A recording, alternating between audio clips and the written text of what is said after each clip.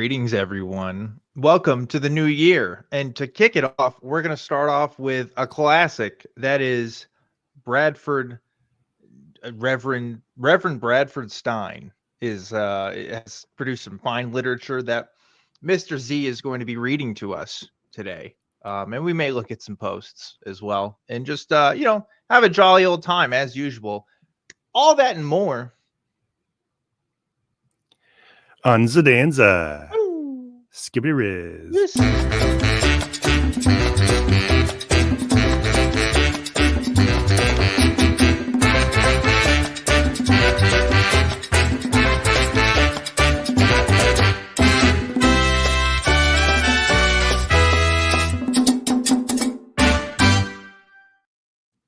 Hello.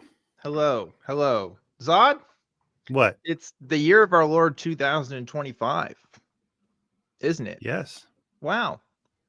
How was Happy your New New Year's morn. Yeah, it's New Year's morn. It is. It really, really is. I'm loving it. Did you do anything fun?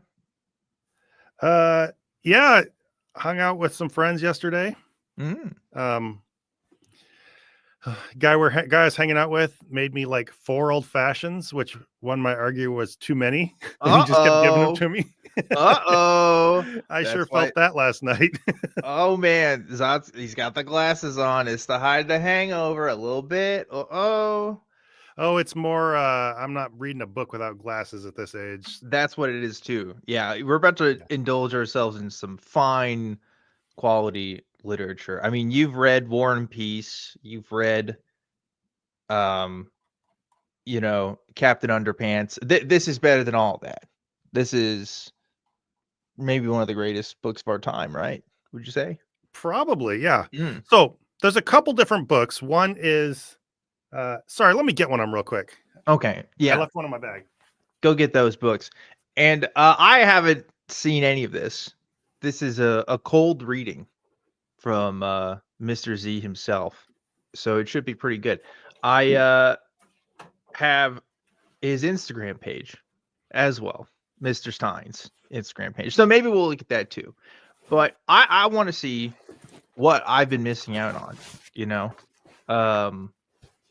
because I've learned a lot when Zod reads to me. I've learned a lot about Samuel L. Jackson and his role in the Civil War.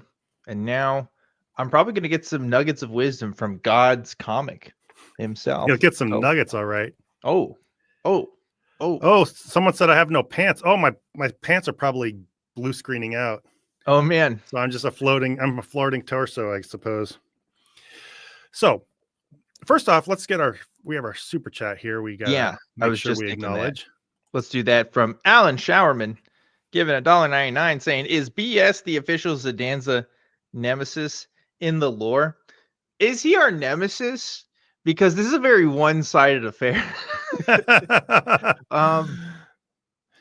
Because on one side there's just us, and the other side you actually have God's comic. Right. It's more like he's my rosebud, if anything. I don't know. I never even know anything about Brad Stine, and then one day Zod I once was blind, but now I see, is how I really see it. So I look forward to hearing the prophet's wisdom. Yeah, so we should get right to this because there's reading Brad is going to take a minute. Now, first off, there's a couple books I got. One is How to Think Right. This is like, if you're going to picture what Brad Stine's going to write, this is like the most obvious one. I think this is just a screed about American conservatism and probably how dumb the left is. We'll get to this one eventually. Okay. The one I was just most curious about was this one, which is mostly blue screening out too. Let me fix that for you. It's so holy, it's see-through right now. So holy, it's full of holes. That's what's happening. Holy? Yeah. Okay, I don't know if that makes much difference.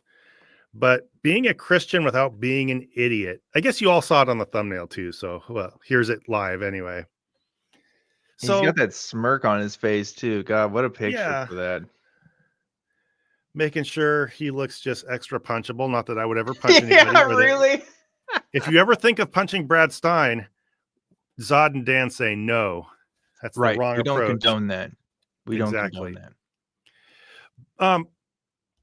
But this one got my curiosity because what does he have to say to Christians about being an idiot? And I think we were both just very curious. We saw Brad Stine, we found out he has books, and we're like, what is a Brad Stine book like? Right. You really have no idea what to expect. And then I read this and I realized that it was what I should have been expecting all along. I just didn't know it yet. So it's these books feel very Brad Stine. So we're going to read the introduction and then the first chapter of the 11 assumed truths that make us look stupid. If you guys seem to like this, we'll maybe go on to some of the other truths and other zananzas. But for now, we're doing the intro and truth one. I'm not going to read the entire thing. I actually went through and highlighted this bullshit. Look at that. Look at that. He's got the highlights, folks. And I have a document that kind of outlines what happens when, just so I'm a little prepared and this isn't dragging on too long. So I'm going back to old style Zod, who's prepared with notes and all that stuff like I used to be back before we started, just deciding it was more fun to wing it. Right.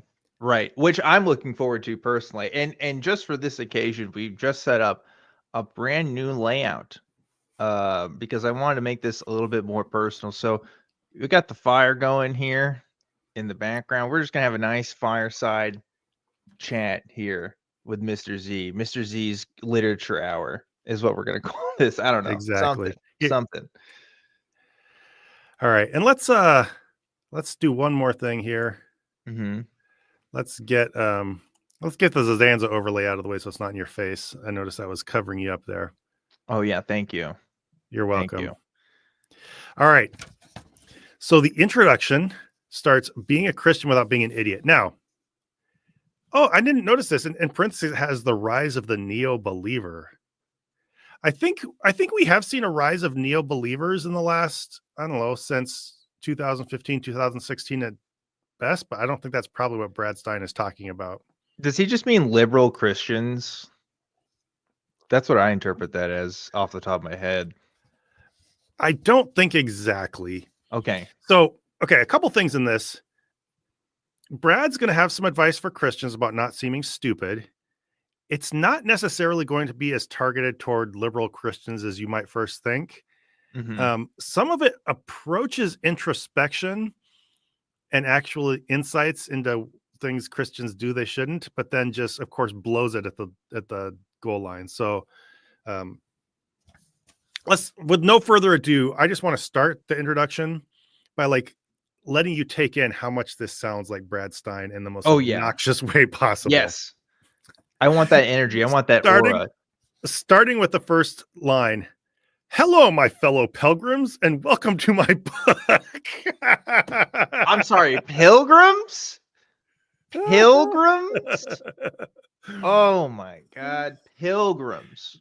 Wow. Just keep in mind, Dan, and anybody who's seen other previous episodes with Brad, how much this sounds like. You can just hear this in his voice as I'm reading, right? Yes, he's the Mountain Dew of people. It's like I don't understand. It's the worst. I hate it. I already hate it. Line 1, and I'm already hating it. Impressive, Brad. Impressive. So we have Hollyhock. Welcome to my book, huh? David, Jesus and John Wayne within the first sentence. Yeah, really. David, by the way, one of the few people I believe at my Mr. Z video about Severance today, which was a very not highly attended event, but that's what I was expecting. So welcome. Nice to see you here. So anyway, that out of the way, the purpose of this book is to provide thought, introspection, and even meditation on its ideas. Its contents may take many of you by surprise. I hope so anyway, because if you saw this coming, then you are a prophet and certainly in no need of my insight. Then again, if you were a prophet, you wouldn't have had to buy this book in the first place. So I guess we can rule out that premise after all. God, he's so funny. He's the God's comic. God's comic, ladies and gentlemen. That's awesome. Yeah. What a great dad joke to open this on. Really good. But for you mere mortals, I am not a theologian or intellectual, as anyone who has seen my show or watched me try to balance a checkbook can attest. Nor am I a pastor, teacher, professor, or scholar. I am a comedian, a layman, a moron. I'm like you. Oh man, there is a kind of narcissism there where it's like, you know, he's able to make fun of himself, but only if he's able to put everybody else on his level as well. You know, Yeah. he can't just end it as, "Oh, I'm a moron, I'm a dummy." It's like, "I'm a moron just like you guys." You know? Well, Uh, and it just comes off as really empty, humble bragging, or yeah. it's like Paul saying, "I was the worst of all sinners." Right. Right. Okay, yeah, cool. But you'll notice too, he seems to talk as if he has something worth saying as this goes on, which, well, I'm just a doofus. I'm not a, but here are my Yeah, thoughts. I love that intro because it's like, okay, I'm not a scholar, I'm not a professor, I'm not a theologian. It's like, okay, why the fuck am I listening to you then? And then he Yeah. just puts in, I am a comic, I'm a comedian. It's like, oh, okay. Well, I guess that's something, but I don't know. Not a great start. I am also a follower of Jesus Christ, which defines the very core of my life. Because I am a conservative as well, most of my social/cultural dogma comes from that ilk of thought. In parentheses, I don't know if that's an actual coherent phrase, but it sounded clever, and now that I'm an author, I needed as much cleverness as I can muster. Oh my god. He's doing the parenthetical thing. Jesus. This is just Where's the sloppy. editor? Editor, Yeah, hello. Get this out of here. Oh, this is all stuff when I'm sitting there scripting my videos, and this is just me talking in a video to people. This is all just like trash I would cut out if it even got onto the page. Like, this is just yeah. lazy. Yeah. And this guy puts it in a fully published book. All right, cool. Yeah. It's been done before. It's not super original or it's just cliche. Speaking of which, Yeah. what's the author date of this book? Do you know? Um, let's see. Or publishing date, I suppose. It's published by Fidelis Books, which I'm sure we'd find is a Oh, respectable publisher, yeah, Fidelis. Hello. We go way back. and Post Hill Press. 2020. No, shut up. He did not. Are you serious? Yep. 2020? Yep. So this was in 2020. How to think right is, let's Ah, see.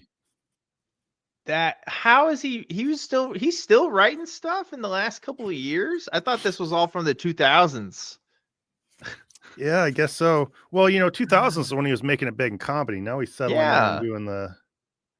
That's when you'd want to make books. But like, okay, so How to Think Being a Right was Christian, wait, 2000. is the book How to Being Think a Right was Christian Without 2000. Being an Idiot? Yeah. Okay, no, I'm seeing Wikipedia says 2004. Really? Yeah. So maybe maybe it's like a more recent edition, but Wikipedia says 2004. That makes more Huh. sense. This has no indication that it was published before 2020. Huh, what do you know? Well, they have an ISBN on here. So, I mean, All right, anyway. I'll double check it while you're reading. Okay. But if there is one thing I'm sure of my Christian walk, it is the fact that there are many things in my walk I'm not sure of. Yeah, he's such a master of word Christian words. He really is a master of his craft. Absolutely. It was the simple but obvious revelation that jump-started this whole project. For instance, I always believed in the death penalty. Really surprised, huh? Yeah. Yet, comma, what that comma doesn't go there. I am also an ardent pro-life advocate. I have performed for years at fundraisers for pregnancy resource centers and various pro-life events. Feels like a pro-life thing is a weird place for a comedian. I don't know. Definitely. Can I just show you while you were reading here? I found the Yeah. original cover for this book, and it might be even worse than the cover that you're looking at right now. Show it off. Okay, take a look at this bad boy. Oh, here, let's You see oh, it's this? working. Look at that. Oh, Look at that yeah. face. I think I've seen that picture. Oh my goodness. Brad Stine doing the smolder. Doing the smolder with the bow tie. Oh man. It's great. That's That's really lovely. awesome. He was proud of that Yeah, one. that looks like a younger him too. Right. Yeah. Yeah, that makes more sense because like it doesn't make sense for him to write a book like 10 years after the prime of his career. That would be crazy. But knowing Brad Yeah. Stine, anything's possible, I suppose. Now he's uploading daily Brads to like Right. 100 views each. I doubt he's up to big things in life if that's if he's even bothering with that. Yeah. Oh man. All right, I'm let's get back into it. Let's get back into the word. Okay. One of the dynamics of many of these events was how ecumenical they were. There were often many Catholic priests attending, even though the event was put on by Protestants. As a result, I found myself in conflict with many of my Catholic brethren who were very much anti-death penalty. All right, why are So we going on a rant about the death penalty in the first page of this book? What is happening? he's going to go on random rants from time to time. So basically, he's talking about what got him into the premise of this book.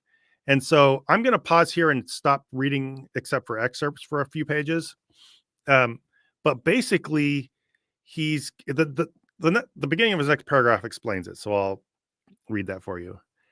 As I explored this, I came to the realization that the reason I was pro-death penalty was because I always assumed that that's what the Bible taught. And then he realized through this paragraph that the Bible isn't actually pro-death penalty somehow. And Oh, so wait, is this him saying he's changed his mind about the death penalty? Oh, wait, no, okay. You got your finger up. he thought about whether it was biblical. Okay. So, yeah, he actually makes sure he's clear about this. He doesn't strike me as ever becoming an anti-death penalty person. Like, you know. Yeah, no way. No shot. You can't let those urban people get off for their crimes. Just Right. going to prison. Right. Right. All this fentanyl coming into this country, you know, somebody has to pay. He's that guy. Yeah. He's that Yeah. guy for sure. So basically, yeah, he realized that he just assumed it was a Christian stance as a conservative thing and stuff. I'd actually gone through this whole thing when I was a Christian, like how much of what I believe is because I'm a conservative and how much is actually Christian values. Mm-hmm. So he says, I took a personal stance on an extremely important issue I assumed is true. That being said, while I am still in favor of the death penalty at this time, so he makes sure that we know that, I am now willing to examine my stance to see if it is biblically justified. Not only am I willing, but as a true believer, it is my duty, in all caps. Are you serious? He puts it in all caps. Yeah, he puts duty in all caps. So, I don't know. It's good that he's stopping and thinking about this. On the other hand, I find it a little troubling. Well, he's thinking to whatever extent the gears get moving in Brad Stine's head, but Jason Sherwood covered it for us. Oh, a couple people stepped up. Yeah, it's duty. It's just the all caps. Like he's Yeah, a grown yeah. man and he's writing stuff in all caps. Like, does he read? I bet he's read more comic books than he's actually read like the Bible, and that's where his inspiration for writing is coming from right now. Because like so far, this does not strike me as a guy who actively engages in literature too often. Not that there's anything inherently wrong with that, but like if you're gonna write a book, you kind of have to know how to write a book, right? So you know, I'm just saying. He But sounds like he's a he's just layman. Just a he comic. sounds like he's just typing in the voice that he does his stand-up comedy in, except when it becomes just bland putting out opinions. Right. Yeah. Oh my gosh. This is terrible so But yeah, far. Let's keep going. but yeah, it's good that he's willing to stop and think about whether it's just a conservative bias and whether that lines up with Christianity.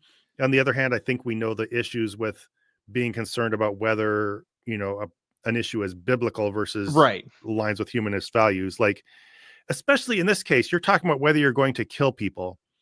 You want to solve the question of whether you should kill people by looking at an ancient text and seeing if that I don't want that to be what my decision to kill people hinges on as a society. Maybe not. I love this because it's like, oh, here's my moment of self-reflection. Let's see if the book says so. Right? It's like, okay, you didn't actually like the only values you found within yourself are I value this book over literal human life, right? Like whatever this Yeah. book says, that's the only thing that matters. So it's like that wasn't as deep or as introspective as maybe Brad would want it to be, right? But, I guess maybe for Christians, it's like, wow, he did Yeah. the right thing, you know?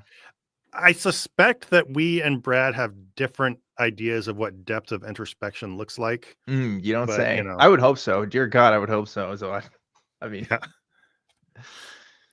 So he said, from this experience, I realized how many believers are making moral and spiritual decisions based on Christian truths they assume to be true, when in reality they have become true based on a tradition, they're all caps, of a particular denomination or group. you don't say. Yeah. So we're getting toward the premise of the book here, which is that he's realizing that Christians often believe things that aren't biblical. And so he wants to challenge some of that. Now, I'm just going to go through a couple excerpts here because a lot of it is just expounding on this idea more than we really need to flesh out here in this show.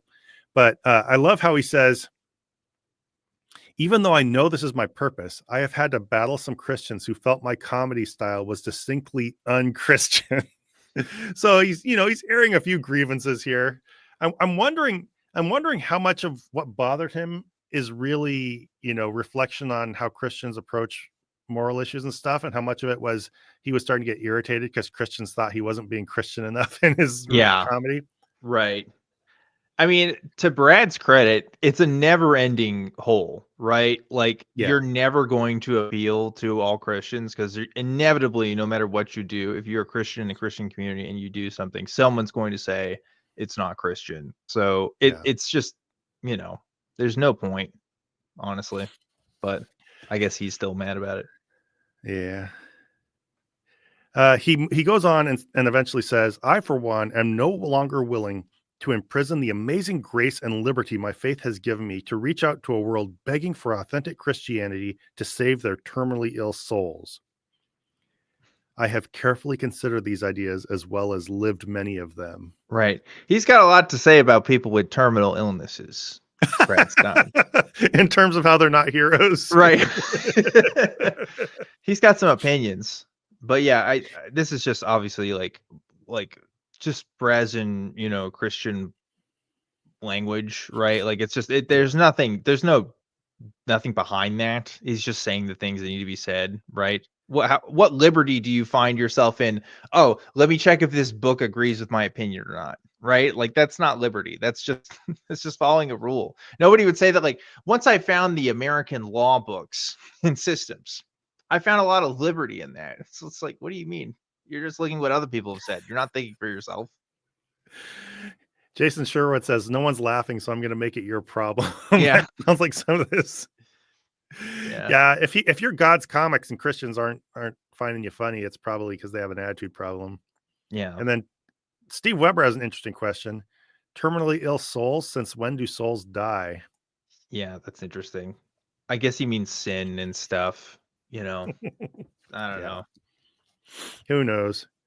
So I find this interesting though, because he's here expressing this concern about how you display authentic Christianity to this world that's just begging for it. Number one, he assumes the world's begging for authentic Christianity, but number two, he wants to be that true kind of Christian that we see and really aspire toward, or we find appealing. And I want to just park on this for just a moment in light of how he talks about atheists in his comedy routine. Yeah. Okay. Like, okay. If you watch his comedy and you see the bone he has to pick with atheists or anybody who's just liberal to any degree, do you really think he's trying to, number one, display any true compassionate form of Christianity to them, and number two, he's trying to like extend a hand and help them? Yeah. it's never about like actually witnessing to people. It's always just like virtue signaling for other Christians. That has been Brad Stine's whole career. He doesn't give a shit about atheists coming to Christ. Why would he? He thinks they're terrible and evil and they're going to go to hell, right? He And may everything not they say that out believe is just loud, ridiculously stupid. right.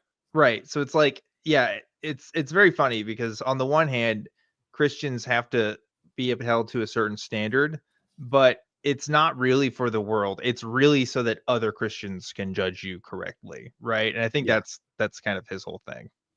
Yeah.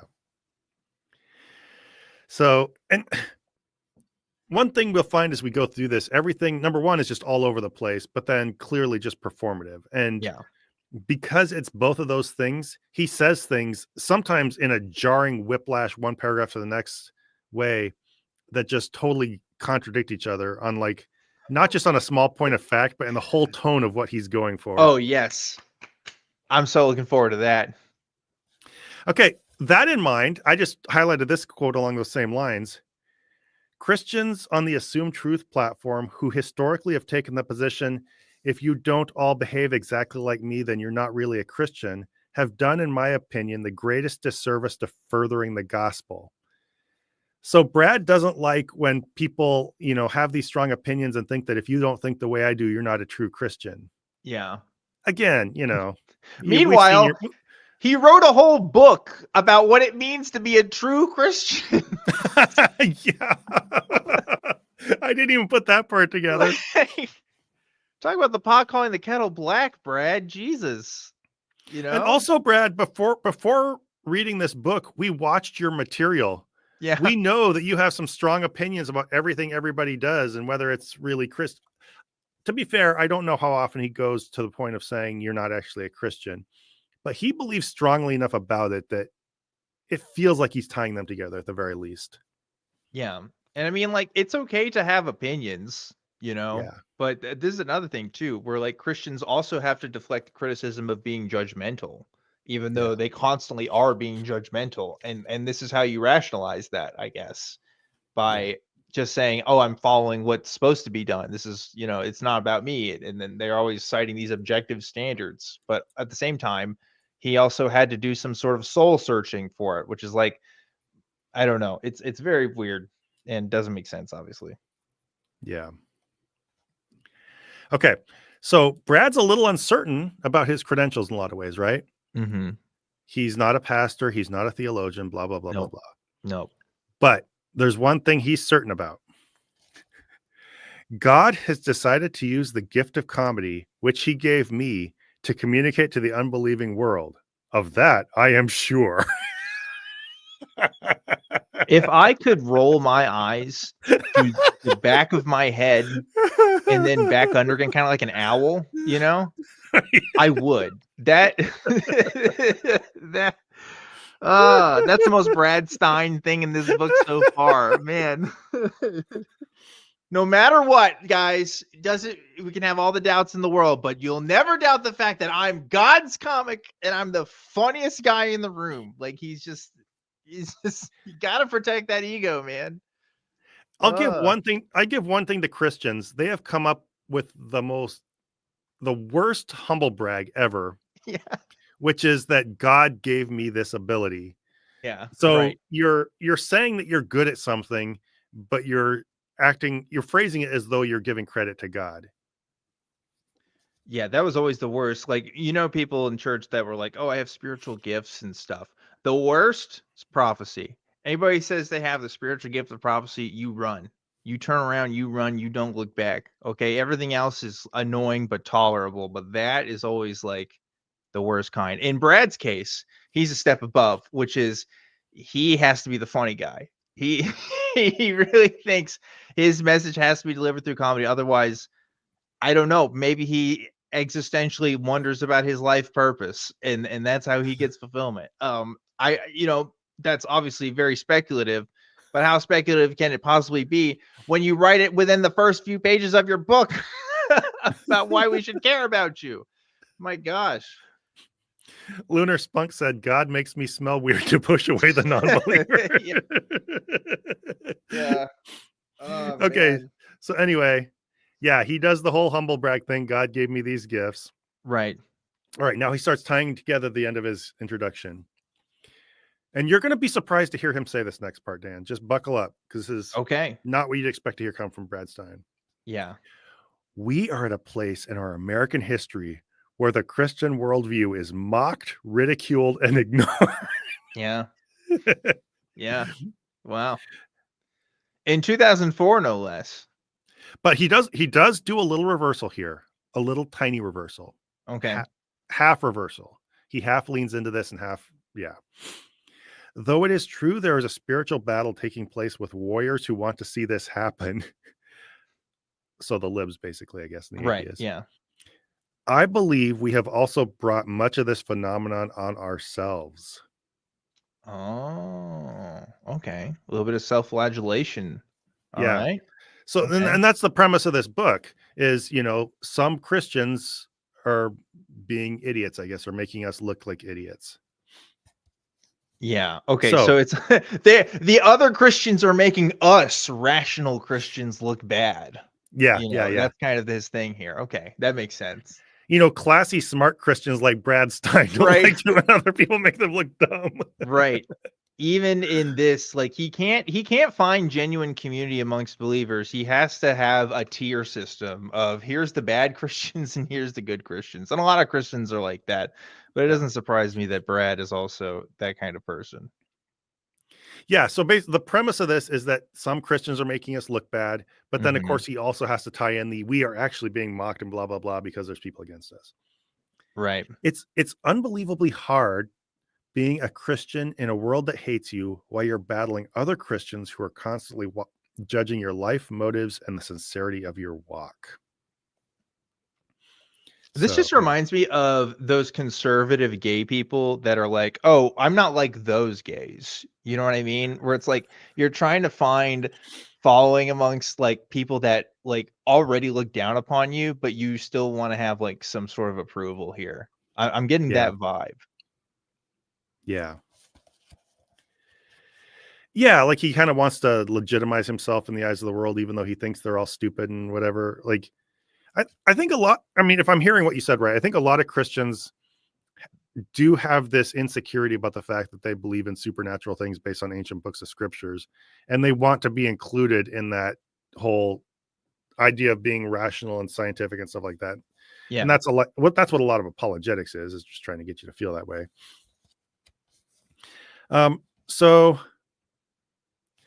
he says at one point, this is kind of selling his credentials. Everything I know, I think I know has come from two sources. One, reading. Okay. Now here's what he read in parentheses. He likes his parentheses in this book. Right. The Bible and philosophical and apologetical literature.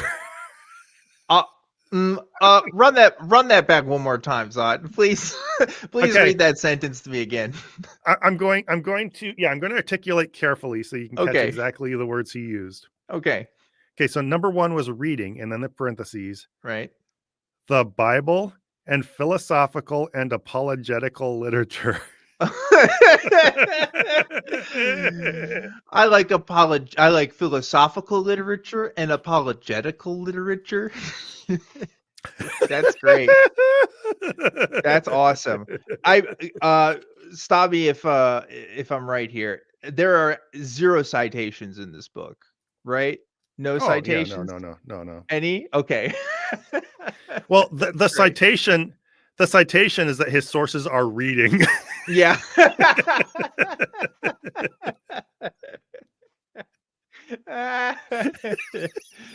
Oh man. Oh, that's awesome. That's so cool. Okay. And then so that was number one. What he knows comes from, that's his first source is reading. And number two, personal meditation. And then in parentheses again, on God and ideas about him. This sounds like a third grader, doesn't it? What is happening here? Okay, so what is the point of this sentence even? It's just to say, like, this is how I know things because I meditate and I read books. Yeah. That's what he's trying to say, basically. Like, Along with setting up his premise in this meandering way, he's also, I think, kind of establishing his credentials, which number one, he admits he's not a theologian or pastor or scholar or anything like that. But then his credentials are number one, that God gave him the gift of comedy and uses that right, through him. But then number two, that he's read many philosophical and right. apologetical books. I've never heard the Right. phrase There's kind of apologetical, 2 but subpoints here. It's yeah, it's the reading comprehension abilities and, thinking about God. That's the credentials. Okay. Yeah. Well, I'm convinced. yeah. I So mean, I'm just gonna read the last two paragraphs of the introduction just to get how he closes this off.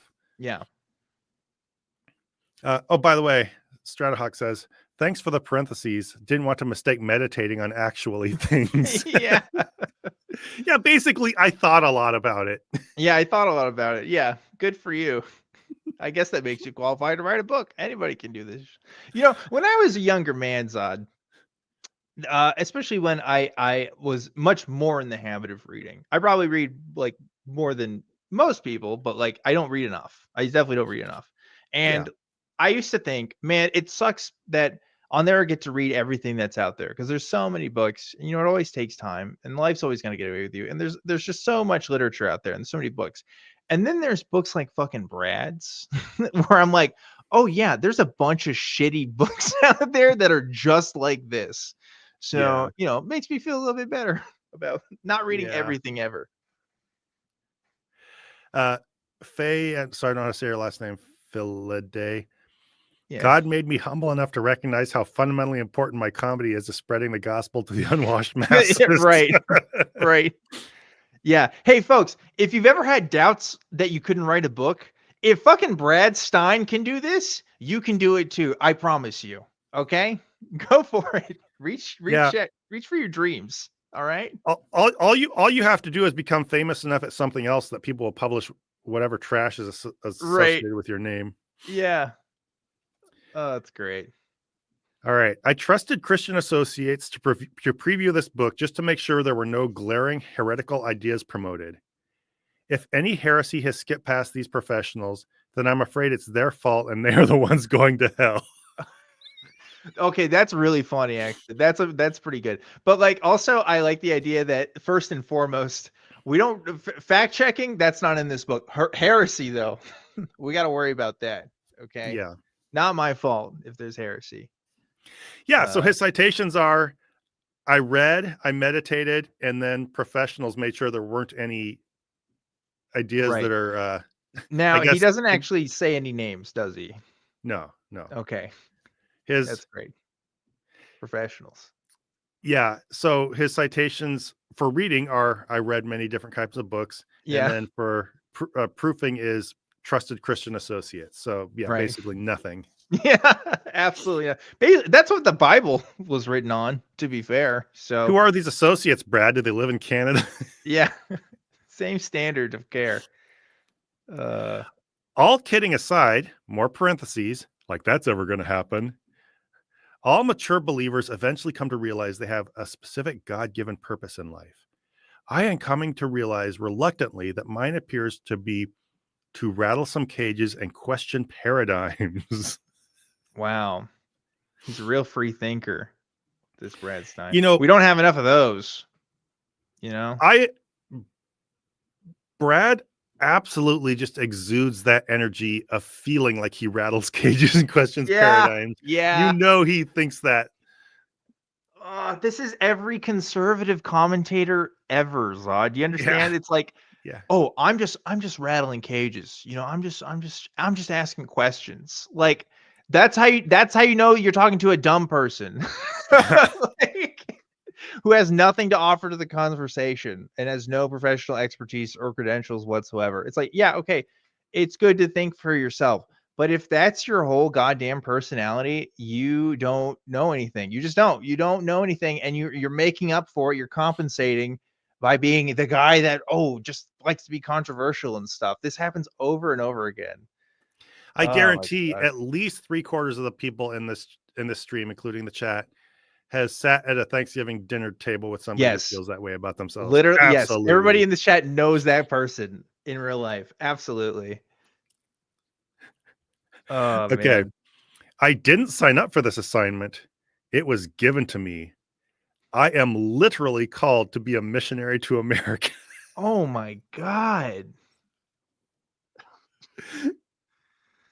No, fuck Canada, by the way. Just America for Brad. He's really cashing in all those humble bragging chips. Yeah. Yeah. Yet never in my entire life have I been afraid to be an unorthodox follower of Christ. You know what they call a Christian who's not orthodox? A heretic. Yeah, that's true. You're not wrong. That's literally what heresy is going against orthodoxy, right? Yeah. Very true. I mean, he's using unorthodox in a different sense, but still. I know. Yeah, but still. Good joke. That was funnier than pretty much everything you've read so far. Except for that part about his proofreaders going to hell. That kind of got a chuckle out of me. But okay. Yeah, if you're see, that's his strategy, is he starves you for humor so bad that you laugh at something like that. You're right. I expect God's comic to have a funnier intro than just one joke that kind of made me chuckle, you know? But it's the comedy version of negging. They're just like so desperate. Yeah, you're so right. Oh God. No, we've talked about that before about his humor as well. He's just kind of that guy. I love when we both click on the super chat at the same time. Go ahead. Cool. You go ahead. I've been reading a lot. Okay. Well, it's Melly giving us $5 here. Thank you so much, Melly. Who says, Brad really wants us to know he is both funny and profound. He must be right, given how much I'm laughing at the depth of his thoughts. Yeah. Yeah. Yeah. It really does give that vibe of, I'm making a joke about me being humble, but also I want you to take me seriously as a deep thinker. But, also I can get away with it because I had other people proofread this and they think it's okay. Like it's really hedging all bets here. I'm just asking the questions. Right. Just asking the questions. All right. So I've taken it's just more of this self-puffery. I've already finished up the last. Sure, I've taken some hits along the way, but that goes with the territory of being a Christian iconoclast. So I will just put on my thick skin and let the games begin. Oh my God. So basically, this is just like you tell predictive text to write what somebody who thinks they rattle cages and Christian paradigms would say, and this just would come right off the keyboard. You're so right. Yeah, it really did feel like if this hadn't been published in 2004, I would almost think that ChatGPT helped assist in writing this. It's just like it's very predictable, very not original. I don't know. It's not great, but I gotta say I'm enjoying it so far. Thanks so much for the great introduction, Zod. Okay, is that all you want to read today? You want to try to go? I'm gonna skip over more of the first chapter and like skim it. Do you want to do the first chapter? If you want to, yeah, I'm enjoying it. Chat, you tell us. I'm all for it if chat's into it. Please do. I want to hear Brad's deep thoughts. Because now we actually get into the place where he talks about the dumb things Christians believe, or that some Christians believe. So I'm ready. Chapter 1, it's titled "Satan Shoots Himself in the Foot," and it says, "Assumed truth 1: Satan causes most of the problems of Christians." Oh, okay, all right. So yeah, it's actually a little interesting. He's questioning some. There are some of these problems in the way Christians think. Some of this is stuff I would have been critical of, or that I was critical of when I was a Christian. So let's see if he takes it somewhere intelligent and thoughtful. Maybe not. Let me make a prediction. Okay. Mankind is inherently broken, and it's mankind's fault that things go wrong, and Satan is an enabler, but not the origin. That's where he's going to go with this. That's my thoughts. That is literally in there. Yes. Okay. All right. Great. I tend to rage quit. How's my back? It's been pretty tight, but I'm actually not needing to get up right now. So far, we'll see how it goes. All right. I took a bunch of ibuprofen before we started this. Oh, all right. That's what ibuprofen and Brad Stine books. Sounds like a great evening to me. Throw it out. I didn't throw it out recently, but over the last week and a half or so, it's just been slowly tightening up whenever I go to bed. Oh Need some man, time to loosen up. that's the worst. Anyway, so first sentence in this, expect an exclamation point at the end. I'll just prep you for that. Okay. Catholics are all going to hell.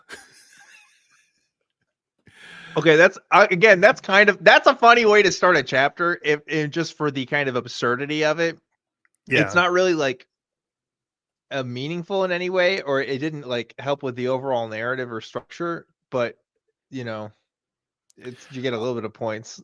I'll admit, by Brad Stine's standards, it's concise, it's punchy. Yeah. But one other energy I think we're going to see here is Brad trying to navigate kind of nuanced things where there's a truth on both sides, but he does it like a bull raging through a china shop. And he's he's saying the wrong things in basically every direction, at least I think for the sake of most Christians. And I just feel like there are some Christians who I know will read this, especially if they're his fans, and just feel self-satisfied and see themselves on the right side of every issue. But I think there are a lot of people who are just going to get irritated by this and at least, I don't know, feel that he said things tasteful at some place or another. One thing, and I'll make this observation before you keep reading, is that in reading Christian books, it's been a while since I've sat down and read Christian books. But, when I was a Christian, I did read some books. And it's always a contest between Christian writers to say the most milquetoast, non-controversial things in as many paragraphs as possible. That's like the majority of my experience with the books. It's like you don't want to take a hard line or stance on anything that anybody can really pin you down on, because especially if you're not a theologian and you can't like expertly talk about the history or arguments for some of this stuff, it's always just opinion wrapped up in layers and layers of passive language that it kind of just doesn't go anywhere. And I have a feeling that Brad is going to engage in this as well. We see some people knowing where he's going. One person said, I'm not going to bring them up on the screen, sorry guys, but I think Brad Stine made a Catholic friend. Catholics are Christians too. Wow, Brad Stine is so progressive. Yeah. Amazing. So, yeah, this is, I think you're really onto something there. The big thing is they want to draw the biggest Christian audience they can. And in order to do that, they have to just be very vague on any theological point, because Christianity is so fractured. You want to get as much of that audience as possible. Right. The classic one that I see a lot, at least on Christian YouTubers, is how they approach young earth creationism. Well, I'm not really sure. I've had questions, and I know it's just a big scientific topic. You really want to sit on both sides of that fence if you want to get a big Christian audience. And I think that's kind of what Brad's doing with Catholicism. We'll know when we get to heaven. Oh, it'll be the first thing I ask God, that kind of thing. You've said a couple things that basically predicts what Brad's going to say in this book. Okay, great. Well, it's like all Christian books are like this in some way, because you're right. It's like it's trying to capitalize on the market. And in order to get the most Christians in, the most big tent book is to be as vague and as non-bold, more like just anything. You don't want to make a stand about anything other than you're a Christian and you believe in God and the Bible's good. It's like an even way worse version of a Hollywood blockbuster that just wants to be everything to everybody, and it goes through committees and stuff. Yeah. Okay. So after Catholics are going to hell, at least unnecessary comma, that was the kind of open-minded insight into the Christian realm I was taught growing up in a small Protestant church in the Midwest. They just couldn't recognize how the idiosyncratic elements of some Catholics' faith could possibly be allowed to be legitimate born-again Christians. Allow them to be. Okay. Yes, if self-righteousness were an art form, many Protestants' work would be in the Guggenheim. Ha ha ha ha ha. Oh my God. Oh my God. My So hand is staying on my face. I mean, I'm face palming till the end of time now. That's it. I'm not doing anything else. yeah, I hate his one-liners, and you can always hear these one-liners in his stage voice, and Right. it's how the more when you see him on stage, it's super obnoxious, but you Mm-hmm. can at least see how maybe the energy he carries himself with and the physical comedy and the weird sweaty lounge lizard look, maybe it would get the attention of some people, at least if that's like more exciting than sitting through a regular church service and he was the guest that day or something. But like when you read his comedy on paper, just letting the words stand for themselves, it is just like so amateur. Like The corniest. Just the it almost makes me corniest. mad. I could probably write some kind of dry humor that would just be way better than this. Yet he has a career and I don't. What are you gonna do? Right. And it's like, low ball, low brow humor. Like, I don't know, it Yeah. has its place, right? And like it's not like we're immune to doing that kind of stuff. We're on stream, but like we're like live and we're like talking to people and stuff. Like he had infinite time to write whatever he wanted, right? And Yeah. it's like you're advertising yourself as God's comic here. I expect the gold standard if you're literally God's comic, but it's not coming. And I know it's not, but we keep reading anyway. Well, and just off the cuff remarks and making light of things, that's different to me than like you said, he had time to do this Yeah. and he made this specific play on words. If self-righteousness were an art form, they would be in the Google because that's Yeah. it's just so Which bad. is hilarious because I don't even think half the people reading this book would know what the Guggenheim even is. Yeah, Right? that's true. Uh I don't know. Okay, so he goes on to I don't want to read this whole thing, but Yeah. basically he very middle of the roads the whole Catholic thing. There are Christians who probably have a more universal view of it. There are Christians who think Catholics just simply can't be Christians, and he's very much there are quirks of their faith, but it's not essential and they can be Christian. So he's trying to play safe with all sides. Okay, but he does say Catholics are Christians. Does he Yeah, use those words? he's taking a very inclusive view of it. So Okay. if you're one of those Catholics can't be Christian people, it doesn't sound very Brad Stine, but it does sound like you said, like Brad Stine trying to write a book that appeals to as many people as possible without isolating Yeah. them. The So most progressive stance from Brad Stine you'll ever hear is that Catholics are also Christians. yeah, Incredible. but so he carries on here. I'm going to skip some of it, but he reduces Protestants' problem with Catholicism to Catholics being too obsessed with Mary, which that's kind of at the core of it. And I think it's all silly, obviously. Yeah. I don't think these theological issues are anything to be divided over, but the problem runs a lot deeper than this how you specifically represent it. Right. But I think if you just say they're too interested in Mary and that and Protestants make a too big of a deal out of it, you are missing a key point where if you value that theological stuff, Brad is ignoring real issues. Again, real by the standards of if you value that stuff. Yeah. He's overlooking questions of how you achieve salvation, who you pray to, and stuff like that Protestants do value. And he's doing it in a clear way to skirt the issue, I think. Mm. And that doesn't, I couldn't give less of a fuck about that as an atheist, but if you Right. put yourself in the shoes of a Christian, that matters more than he's acting like it does. That does matter. Like you tell Christians, hey, Catholics are Christians, that will inevitably ruffle some feathers. Probably Yeah. not as much today as in even 2004, right? But like that's still a kind of a controversial thing. Yeah. So I'm kind of surprised that's what he starts the book on.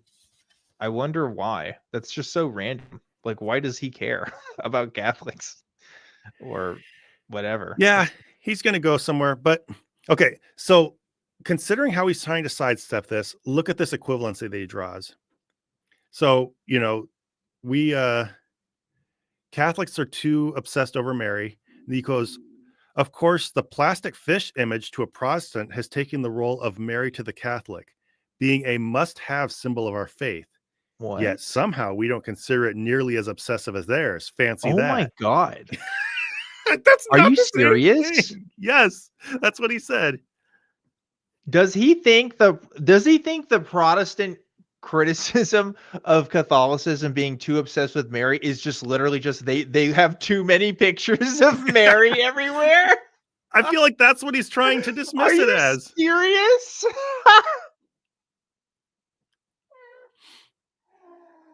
No! Oh my fucking god! While you're recovering, Fletcher from on high says, "Do people pray to the plastic fish?" Oh, this man is a fucking idiot. It's so fucking funny, son. He wrote a fucking book.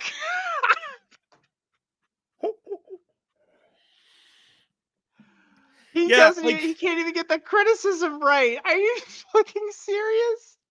ha, got you, Protestants.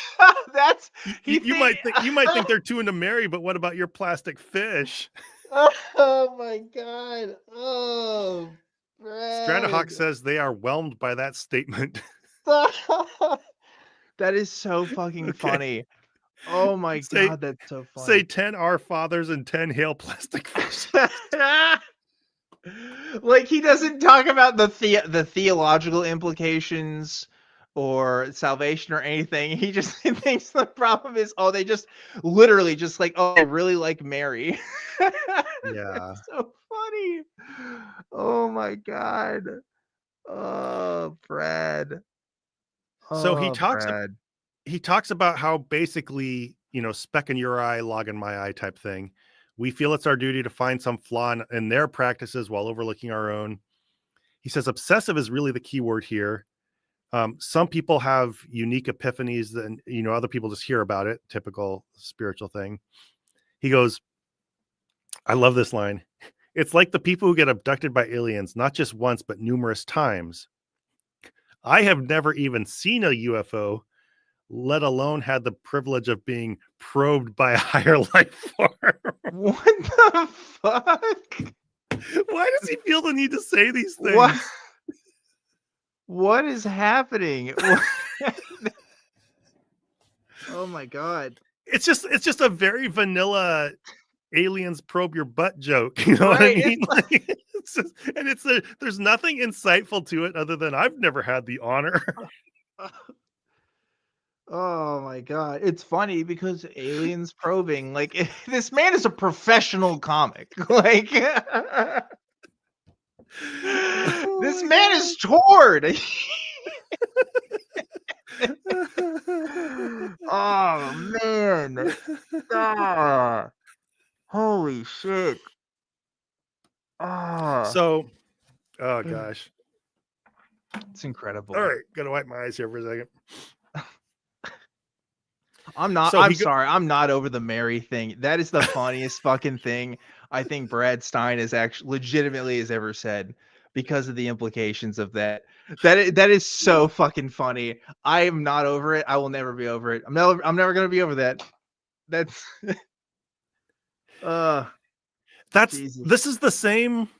It's the exact same gotcha energy that he brings to all his comments on liberals and atheists, though, right?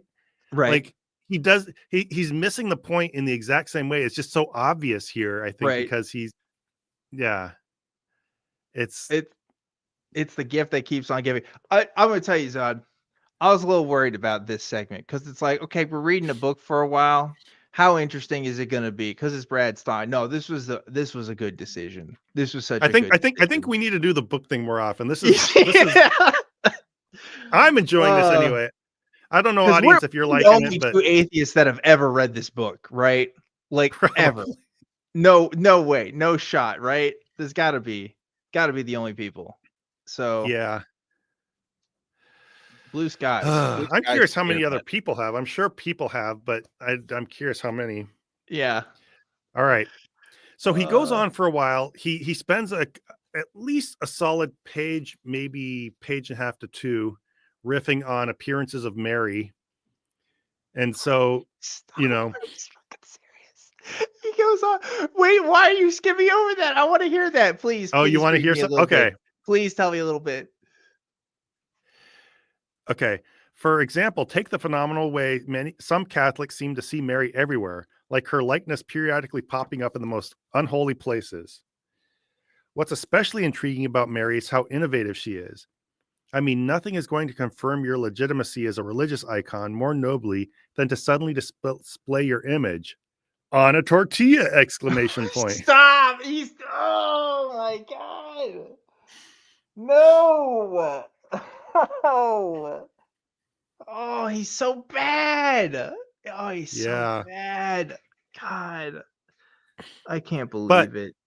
He doesn't just make off the hand comments.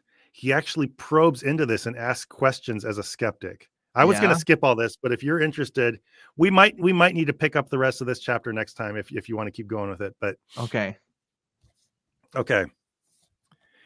But him and his commas. He starts the sentence with but, comma, and I want to mark this book up so bad just as an English teacher.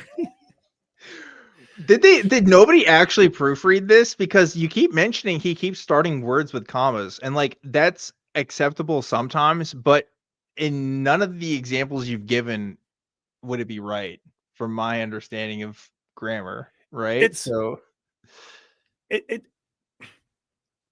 The technical reasons are you have to put a little bit of a fine point on it, but mostly just think if you would picture somebody pausing there as they're reading, as they're saying it. Yeah. You wouldn't say, but since I believe, maybe you would, but it sounds awkward, and it definitely is awkward to actually put a comma there. But we don't need to stick to that. It's an interjection, which doesn't need to be there. He doesn't have to. He seems to start his sentences off with that way a lot, from what you're reading. And that's probably how he would say it, but it sounds stupid if you say it that way. The way I would read it is, but since I believe Christianity, you know what I mean? It just rolls off the tongue better. Yeah.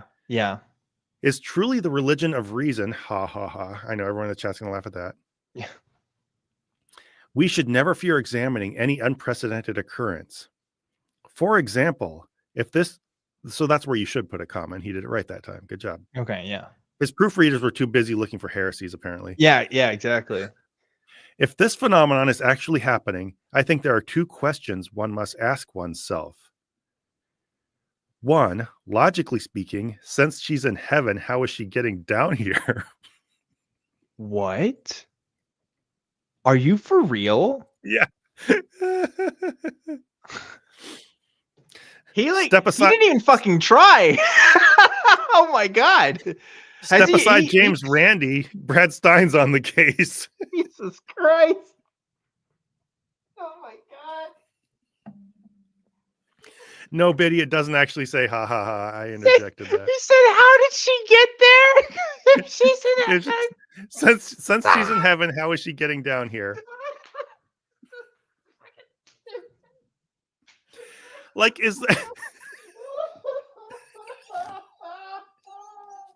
Oh, this man is so dumb. This is the dumbest. This is the dumbest, son. I can't. No. Oh my god.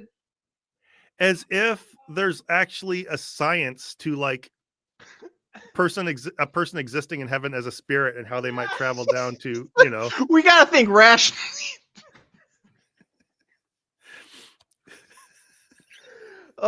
This is from all the philosophical and apologetical books he's been reading. He's been really. I've done some heavenly physics equations, and it just doesn't add up. Well, it's because it's like one, he's never actually honestly engaged with the Catholic position, like in his life, has never done any reading on it. Like, didn't do any for this book, clearly. But also, like, the gotcha in this is just like, how can she move from heaven? Like, it's so stupid. Oh, it's so fucking dumb. Oh, God bless this country, dude. America, only in America can you produce this level of dumbassery and come out as a published fucking author on the other end of it. Amazing. Incredible. Yeah. God. Okay, you ready for question 2? Yes. Yeah, we didn't even get to the second part. Please. Number 2 isn't as funny as number 1.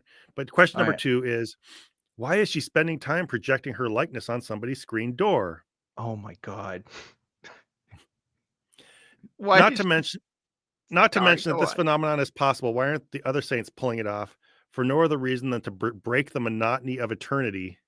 Oh my God, they do. Catholics talk about other saints' signs all the fucking time. That's how you become a saint, is if you have a sign and you see it. He literally knows fucking nothing about Catholicism. I'm not even a fucking Catholic and I know this. Oh my fucking God. That would be like us as atheists saying, if Jesus was great enough to have one disciple, then why didn't he have 11 other disciples? Yeah. That, like, literally, you could, if you want to be that level of dumb logic, you could also just say, like, okay, what about every time somebody says they're talking to Jesus or Jesus presents to them, Brad? Or why is Jesus wasting their time there? Like, it's the same level of stupid shit. Like, what? Oh my God. Oh my God. Oh, it's so fucking funny. And I would say that seeing Jesus on things is a probably more more Catholic phenomenon, but I wouldn't say it's exclusively Catholic. Yeah. I mean, okay, I'm probably understating there. I think it's heavily Catholic, but right. In order to become a saint, and for those who don't know, in the Catholic Church, right, it takes decades. Usually, you don't become a saint when that person's alive. The person has to die. Then they have to go through basically a committee in the Catholic Church, and there has to be at least one reporting of a miracle that was done by that saint. Somebody has to claim, oh, it was this person that done me. And there's also, before sainthood, there's also like venerated person and stuff. Like, it, there's like levels to this shit because it's all bureaucracy. But it's like, that's literally like, that's how literally every single saint in the Catholic Church became a saint, is because somebody saw a sign, and people still continue to see signs. That's why they pray to these saints for things to happen.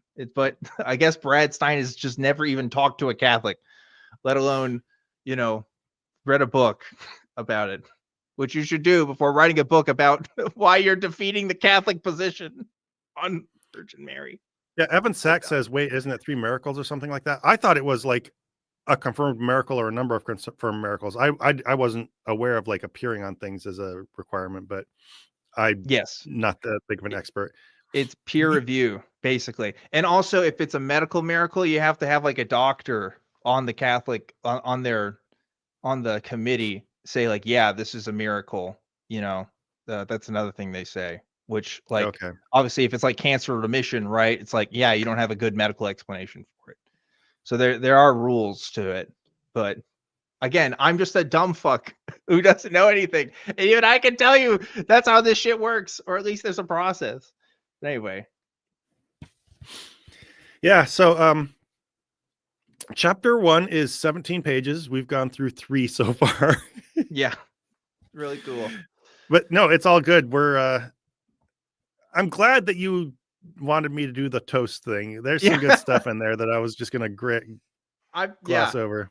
No way. No way was I gonna let that go. That's amazing. Also, I love that one of his arguments is, and I know he's being lighthearted, but this is kind of clumsy when you're thinking of the Christian audience he might be talking to. One of his admittedly joking arguments is, it's going to be so boring in heaven that wouldn't other saints want to come down and appear on toast and everything just to break it up, and do something different? Wait, he says that too? No, listen. Okay. Not to mention, if this phenomenon is possible, why aren't any of the other saints pulling it off, if for no other reason than to break the monotony of eternity? So heaven would get boring, and so why wouldn't other saints be doing it just for something to do? Yeah, you're right. Okay, that is confusing because it's like, yeah, he's giving a reason why, a joking reason, I guess. But yeah, as I already said, like they literally, according to Catholics, they literally do. So all right. So our audience has been very good. Yeah. You gonna pull out a treat for them? You can get in the treat bag. What's happening? Let me see if I can find one here. Okay. They've been asking nicely. Let me. I'll need to get. I see what's happening. Okay, I'm not going far. You know what I'm going for. I know what he's doing. He's bringing out the good stuff. That good. The one and only. You know who. Right? He's checking to see if there's any lunch in that bag. He's got to dump it out. Oh, who's that? Who is that? It's Baggie. There he is. It's our boy. What's going on, Baggie? Oh, his eyes are getting keyed out somehow. Yeah, it must be the blue reflecting off the screen. All right. It's kind of ominous. You should keep it. You know, the chat is so excited it kind of hurts my feelings. I just kidding. Yeah. Well, you know, you've been sent on this earth to evangelize through God, and I can see how Baggie is, kind of one-upping you there. Yeah. Also, with his eyes. I'm not an educated paper bag. I'm not a preacher. I'm not a theologian. But I believe that God has given me the gift of explaining in my high-pitched voice many things. And to be fair, despite my lack of official credentials, I have two things at my disposal. Number one, I've read, in parentheses, the Bible and many philosophical and apologetical texts. Yeah. Many works of those forms of literature. Many works. Also, I've thought and meditated. Yes. About God and, like what he's like and stuff. Right. Yeah. And those thought about him. Those thoughts have formed the basis of all the many things I've written about. I believe it. What's extra funny right now is that his eyes being chroma keyed out with the orange in the background kind of makes it look like he smoked some weed. Like he's just a little high right now. Yeah. When you get that orange in there, yeah. Yeah, I don't know why it's doing that so bad to his eyes. It didn't do that before. Yeah, I don't know. I think if I sit back, the screen won't reflect on him as quite as much, but it's still doing it. Yeah. I like Blazed Baggie. I don't know. Like Blazed Baggie? Yeah. All right, so we're going to let Baggie read a little bit. People wanted him to read. Yeah. Oh, please. Look at the book. So we maintain the illusion. Right. Please. I need that. In any case, I hope when I become perfected in heaven, one of my many new abilities will be a wiser use of my time. I especially don't see me spending a lot of my time worrying about people down here. Sure. Which is so funny because he just spent the opening intro talking about how he thought about other people criticizing him for not being a Christian and stuff. So it's like, okay. Dan. Yeah. Once I die, I'm no longer a missionary to America, so fuck them. Missionary to America is just a really funny phrase. It sounds like a great subtitle to a stupid B comedy movie, like a B movie comedy, Sure, call me selfish, and I'm actually reading from the book right now. Okay. But when I finally get to heaven, I'm afraid you people are on your own. Oh, damn. I'm not ad-libbing here. That's actually in this book. What? That's kind of fucking brutal, actually. What the fuck? I'm wondering if Christ is actually in Brad's heart, because that's kind of a brutal line. Yeah, this is some of that stuff that I'm saying. As much as he tries to play it safe and do the vanilla middle of the road thing, he just makes all these offhand comments I don't think a lot of Christians would care for. It's kind of weird. Yeah. It's a little uncomfortable, but okay, Brad. You do you. I mean, isn't that supposed to be one of the perks of heaven?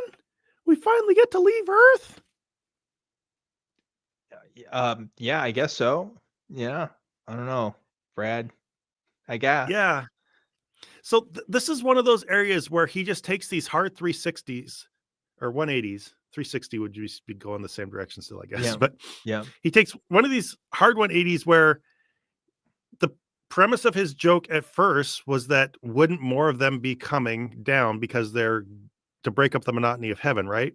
Yeah. And then he says, I'm not coming down here to help you all because one of the perks of heaven is that you get to be up in heaven instead of down here. And that's fine. I'm not going to break down the logic of these offhand remarks. Yeah. But it's a little jarring, and you're not maintaining any kind of like flow of your comedic bit when you just keep contradicting your own point. You know what I mean? Yeah, no, it doesn't work narratively. Like this again, this would make sense if he was maybe live somewhere or he's just like doing bits or whatever. But like he has to plan all this out. He has to read through this, and it's making his other jokes look weird by comparison because he's not. Yeah, the consistency isn't there. It just kind of makes you go, huh, instead of laughing like you're supposed to do. You're supposed to kind of develop one comedic through line or one idea and stick with it for a minute. Like one up it a little bit, have a little bit of like build up and payoff and stuff like that. Right. He doesn't do that because he's just blurting out whatever comes to his mind. And sometimes one idea contradicts another one. So you don't get to settle into any kind of humor or any kind of consistent theme, even for the sake of laughter, because it number one, it's disorienting and you're like, nothing is ever paying off. And then it just gets a little bit exhausting because he's all over the place. Like, I don't know. I'm glad you're having fun, Brad, but I don't think anybody else is enjoying this. It's like, God, it's so lazy. It's just this. You can tell this was like his first draft, right? Like he didn't really do much to change things. I imagine the more grammatically correct and structured sentences are what people actually edited. Because I'm not trusting that he's pulling that off. He's not a second draft kind of guy. No. I just want to point this out because this is what I thought of when Zod said this as well, which is, why do they call it an Xbox 360? Because you take one look at it, do a 360, and walk away. That's incredible. As a child of the Xbox 360 era, that's like peak comedy right there. I love that joke. Thank you for bringing me back. Okay, let's continue. All right. If heaven is the ultimate place of perfection, what is it exactly I'm finding myself longing for down here? The climate? Of course, this brings up the question of if, all caps, departed saints are even able, all caps, to return to this much less appealing planet known as Earth. Didn't think of that, did you, Catholics? Wait, is that in there or did you say that? No, he said the last part. What? Are you serious? No, Baggie said the last part. Oh, okay. You didn't think of that, Catholics. But that's essentially what he's going for. You didn't think through the logic of how do they even get here. Like, yeah, he's trying to own the Catholic Church here. Yeah. So it is, Brad, it's much funnier to imagine that Baggie wrote all this. I will say that it does. I think that's why I was laughing, because it's more that Baggie is the character that come up with this. But anyway, you were gonna say. Mr. Stine, you believe... Okay, I'm sorry. I do have. I gotta pause. Everybody's saying this. Yes, this is a joke. That the 360 it will be going in the same direction though. That's why it's funny, because it's like somebody said it unironically once and didn't realize the implications, and so it became kind of a meme, and that's why it's funny. So there's a little bit of irony going on there for those that are confused. So anyway, back to your point, Zod. Sorry. Yeah. So Brad believes that there's like a bodiless being who exists everywhere, right? He believes that when we die, a spiritual being flies out of our bodies, right, and continues to exist and goes up to another plane. Right. He doesn't have any logical questions. He's not sitting here being like, "Oh, how does your soul get all the way from Earth to heaven?" Yeah. But forget even that question. He believes that there's this other ethereal realm called heaven where you just go up to be happy for the rest of time. Yeah. And that we float out of our bodies and go live up there with a God who created the universe by speaking. Right. He believes all that. Yeah. But suddenly it's funny that Catholics don't ask critical questions about how the saints get down here from right. No, that's why it's extra. That's where this got too much for you, Brad, huh? I know. Like, we're operating on the same logic as Ghostbusters. And like he has a problem with the saints in particular coming back to Earth and doing stuff.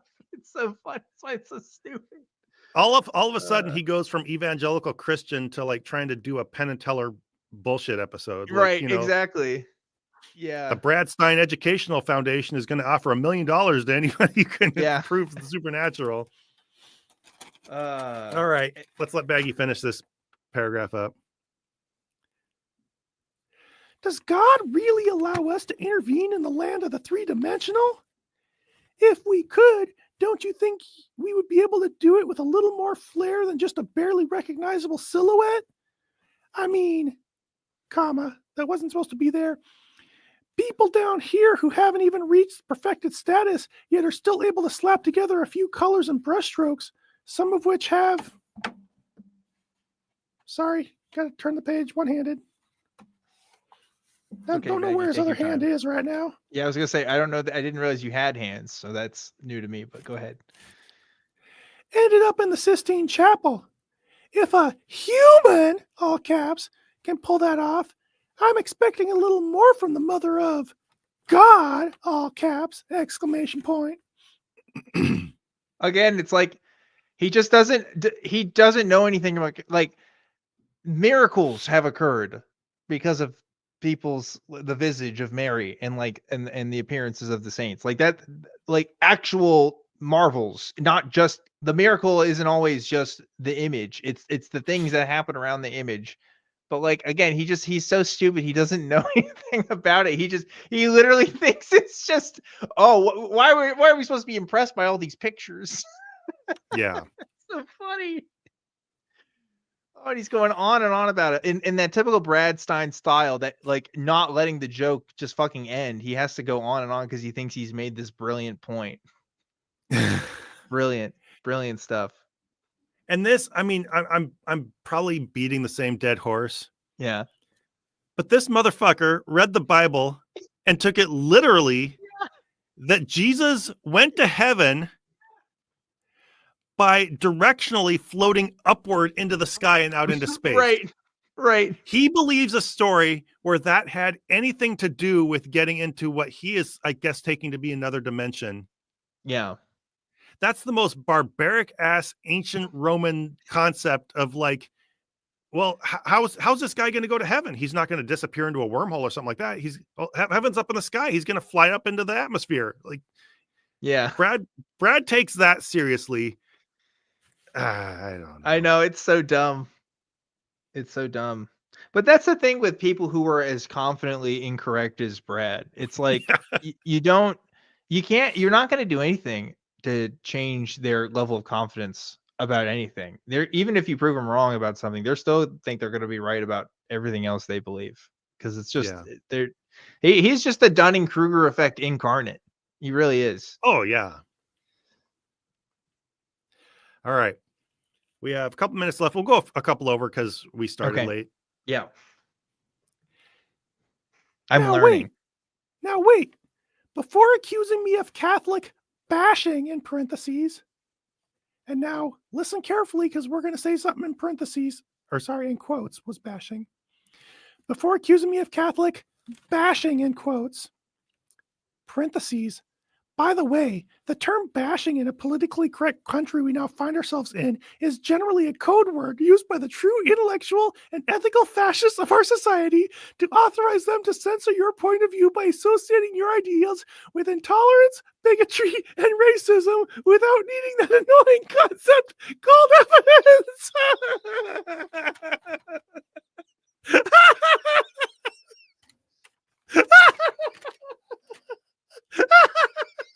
God damn it.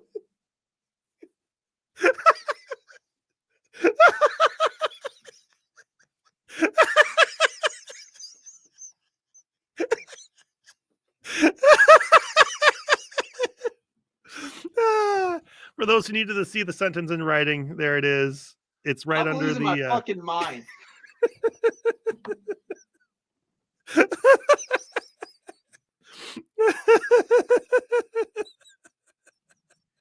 That's not real. You made that shit up right now. That is absolutely real. Absolutely real. Shut the fuck up. Show me that sentence.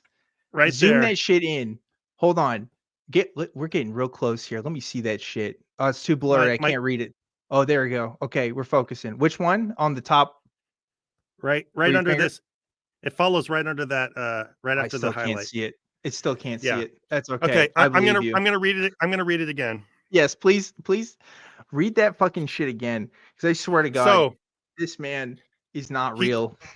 now let's keep the context in mind here. Okay.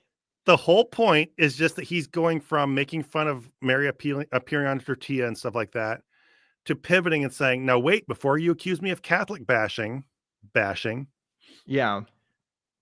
And Okay. he uses this occurrence of just bringing up the words Catholic bashing to go on this. This is a paragraph long and it's all one sentence. Oh my fucking God. This rambling rant about, here we go. And this is all in the book, I swear to God. Oh, this is my fucking mind. Go ahead. By the way, the term bashing in the politically correct sorry. He was doing this shit in 2004. By the way, the term bashing in the politically correct country we now find ourselves is generally a code word used by the true intellectual and ethical fascists of our society to authorize them to censor your point of view by associating your ideas with intolerance, bigotry, and racism without needing that annoying concept called evidence. Oh my God, he's such a chud. He's such a fucking chud. He was doing this in the Bush era. If you were getting accused of racism in 2004, you were fucking racist. Okay? Like, that's it. Our standards were so much lower then. Come on, man. It's so fucking crazy. Oh, you fucking know he listened to Rush Limbaugh every fucking day that man was alive. You know he was on that. Yeah. Oh my God. God. And it's like, he could pretend, like, if he saw us talking about this, he would just be like, oh, they can't tell that I'm making a joke about all this, that this is just, I'm doing my humor. It's like, because these people who love to fucking jack off, right? Just asking questions, JAQ, sorry, jack off. They never actually, they don't like to be pinned down on one point. They always like to be able to pivot based on people's interpretations because they're cowards and they can't like stand up in one position. I guarantee you, like, that's how he would feel about the whole Catholic thing going back on this now. But the one time he goes like super dug in on it is to make the absolute like most chud point about using the word bashing to like censor people. It's like, oh, you can tell that's your deeply held belief right there, Brad. Yeah. Just popping up like a pimple in this book that you cannot pop because it's just there. No amount of Neutrogena is going to get that out. Exactly. That's a good observation. He goes from this mundane Christians do some silly things and back and forth and back and forth. All of a sudden, he just hits hard on that thing. Right. Where he really, this whole time, wants to talk about this. He wants to bash the libs and bash the atheists. Right. But he got this thing about ideas that makes Christians look stupid, and he has to talk about that. But his real passion, that just comes flying off the page. Exactly. At you. In the form of a 1, 2, 3, 4, 5, 6-line sentence about my God. Okay, we should wrap up here, but we're getting to a natural pivot, and then we can finish chapter 1 next week if that's all right. Of course, yes. I think this is our channel from now on, is reading Brad Stine. We can't do this every week. That's too much. Like my brain would explode. I would die. But this is good. That would just be too much mirth. Too much mirth. I do want to see what people's comments are and if people are really liking this, because like we can both really like this and this could not hit for everybody else. So if people do still like this, I would want to keep doing this. But not every week, but I definitely want to do this some. Yeah. All right. This is so funny. So I actually find many parts of Catholicism to be very intriguing, especially in the area of standing for absolute moral standards, as well as the passion for integrating the mythical elements of Christ into their mass. I think Protestants could use a lot more of the holy awe of God in our services. I know I could. There's actually something thoughtful to that if you're religious. Yes. To that, there's something about having the traditional buildings and the sense of awe and stuff like that. So actually, that's not a horrible point, to be fully honest. I agree. I mean, I'm not going to be so unfair to Brad that I'm not going to give him credit when he makes a point. And also, just like with comedy, you're so starved for a good point that you just really eat them up when you get one. Because that's the thing that people legitimately like about church is being enraptured, right? Yeah. And feeling that all. So, And a lot of Protestant churches, especially more current evangelical ones, where they just like, oh, it's just a building, so just make it a building. There is something lost in that, I think. Yeah. The truth is, if you believe Jesus is God and is the only way to salvation, then guess what? You're a Christian. Okay. Go. There you go. Okay. Now, this is the first of the things you predicted that he actually said. Okay. Let's battle our doctrinal differences in heaven! Exclamation Okay, point. there you go. Yep. Yep, there you are. Yeah. We'll discuss it or we'll learn it when we get in heaven or whatever. Right. Let's not have any meaningful discussion of differences now, because we have to keep the status quo. That's what it is. So there we are. Oh, so just to give you a hint about where he's going to pivot, I'll just give you one little quote. And this, you can keep it up. Keep it up. Go ahead. Sure, some Catholics see Mary everywhere, but some Protestants see Satan everywhere. Okay. So then he's going to make the point about Satan being the cause of stuff. And he's like, so actually, no, guys, it's actually black people. Like, that's going to be his point. No, the urban market. The urban market once stole Brad's bike. It's the migrants. It's the undocumented. It's the illegals that are the cause of our suffering. By the way, the urban market joke, that's a Plinkett thing. If you haven't watched Mr. Plinkett. Yeah. But yeah, so those first 4 pages where he went on this big thing about Catholics and Mary and all that stuff, all that was just a build up to that one sentence. Just like they see Mary everywhere, we Protestants see the devil everywhere. Never mind that I think, aside from maybe Pentecostals, Catholics are one of the most devil obsessed denominations of Christianity themselves, aren't they? Like demons. the whole demon casting out demons and all that stuff. I would think that demonology, if you consider focusing on the devil as part of that, I would say that aside from Pentecostals, I'd say are bigger freaks about it. Like the Catholics are one of the ones that come to mind in terms of that. So he's not even really understanding the topic he's talking about when he makes this contrast. I mean, they still have conferences on training priests to do exorcisms, and they still put money into that. Like, it's definitely still a thing. So, yeah, Amelie says Catholics brought us The Exorcist, meaning not only the practice of exorcism, but the movie The Exorcist is what set off a lot of the satanic panic and the whole, the whole obsession with that. So anyway, that was chapter 1. I'm pretty psyched about this. I had a lot of fun. Maybe we can't do it every week. I mean, obviously we can't do it every week, but in terms of when we should do it next, let us know in the comments what you think of this. I had an absolute blast with it. I think it's fun. Brad's writing is just a treasure trove in all the wrong ways. I also appreciate that you're summarizing stuff and then letting us know the good bits, because I know if we read this from beginning to end, like word for word, it just would not hit the same. It would get real boring real quick.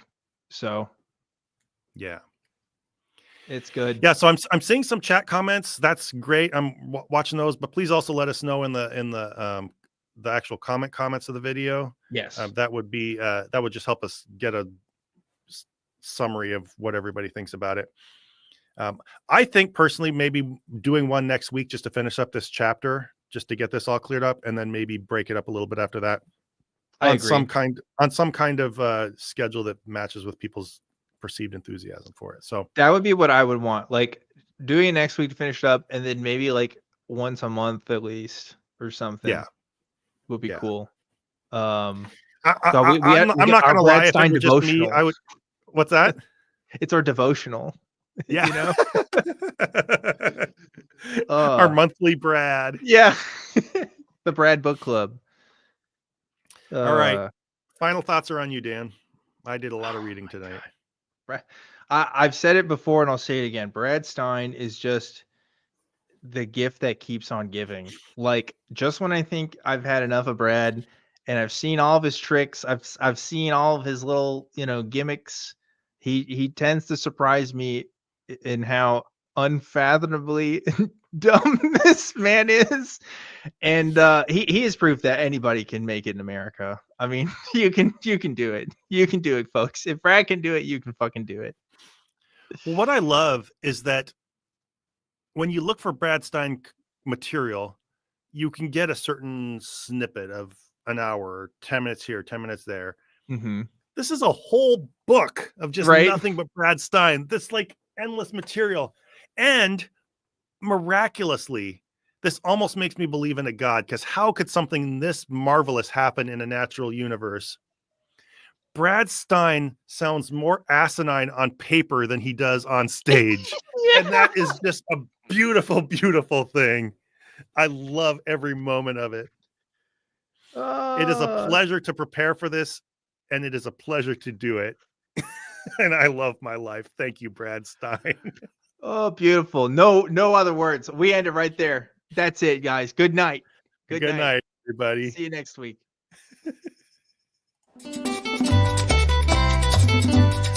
Voy a cantar esta canción con mucho cariño de mi corazón a la República Dominicana, la casa del merengue y la casa de la bachata.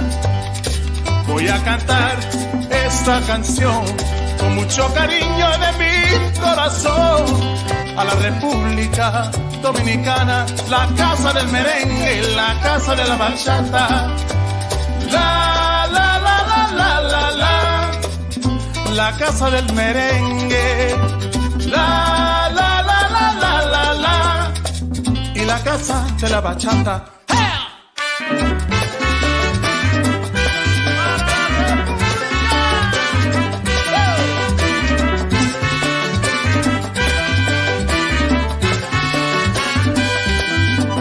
Música, música.